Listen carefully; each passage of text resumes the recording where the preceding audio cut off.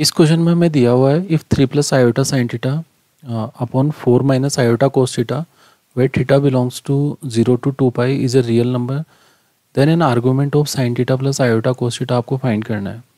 तो सबसे main concentration हमारा ये है कि हम सबसे पहले इसको सोल्व करें। इसको सोल्व करोगे तो आपको एक रिलेशन दिया हुआ है 3 प्लस आयोटा साइन थीटा,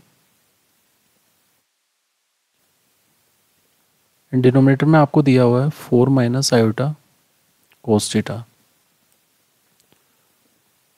अब डिनोमिनेटर में जो दिया हुआ है उसको हम अपोजिट साइन से मल्टीप्लाई एंड डिवाइड करते हैं। सो this will B 4 plus iota cos theta, और ये जो पार्ट होगा ये भी आपका 4 प्लस आयोटा कोस थीटा ही होगा। जब हम ऊपर न्यूमरेटर पार्ट को मल्टीप्लाई करते हैं तो it will be 12 plus 3 iota cos theta. Next part आपका कितना हो जाएगा, that will B 4 iota sine theta, and last part अगर आप प्रोडक्ट करेंगे तो वो आयोटा स्क्वायर हो जाएगा, that will B minus sine theta cos theta. हमने सारे पार्ट को लिख लिया, और जो आपका डिनोमिनेटर वाला पार्ट होगा that will be a plus B and a minus B. So this will be 16 plus cos square theta. हमने ये वैल्यू कैलकुलेट कर ली। अगर हम अपने न्यूमरेटर पार्ट में रियल पार्ट और इमेजनरी पार्ट बनाते हैं तो that will be 12 minus sine theta cos theta, ये आपका रियल पार्ट बनाएगा, एंड जो इमेजनरी पार्ट जो आपके साथ आई के साथ लिखा हुआ है that will B 3 cos theta plus 4 sine theta, और वो आयोटा के साथ होगा, और डिनोमिनेटर में आप वही कंटिन्यू करेंगे जो आपने लास्ट स्टेप में निकाला था, दैट विल बी 16 प्लस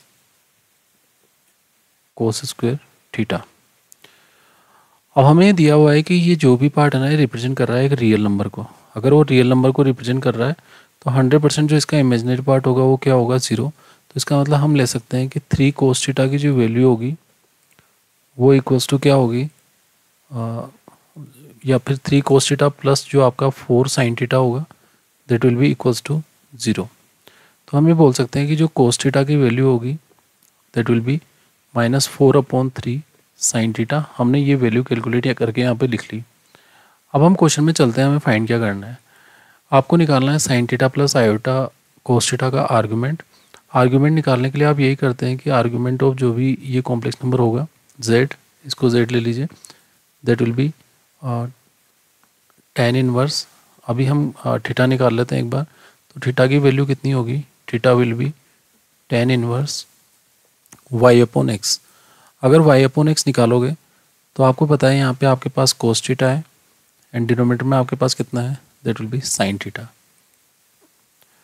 तो हम अगर थीटा की वैल्यू निकालना चाहते हैं तो that will B tan inverse cos theta की वैल्यू अगर आप यहाँ से सब्स्टिट्यूट करते हो तो आपको मिलेगी -4/3, this will B sine theta, and this will also be sine theta. तो साइन थीटा से कैंसिल हो जाएगा, तो थीटा का वैल्यू कितना हो जाएगा आपके पास tan इनवर्स। अब -4/3 है तो हम मॉडुलस में वर्क करते हैं तो दैट विल बी 4/3। अब हमें पता होना चाहिए कि जो भी यहाँ पे थीटा आ रहा था वो नेगेटिव आ रहा था, बिकॉज आपने यहाँ पे साइन थीटा कैंसिल हो गया। इसका मतलब 0 से 2 पाई के बीच में tan थीटा नेगेटिव हो रहा है सेकंड क्वाड्रेंट में। अब आपका आर्गूमेंट निकालोगे तो आपका आर्गूमेंट सेकंड क्वाड्रेंट में क्या हो जाएगा, that will B pi minus theta. So that will B pi minus theta, मतलब tan इनवर्स 4/3। तो इस तरीके से आप अपना आंसर करेक्ट कर सकते हैं। तो आपको कौन सा ऑप्शन ठीक हो जाएगा, आपका ऑप्शन ठीक हो जाएगा ऑप्शन 2, और इस तरीके से आप इस क्वेश्चन को ईजिली सोल्व कर सकते हैं।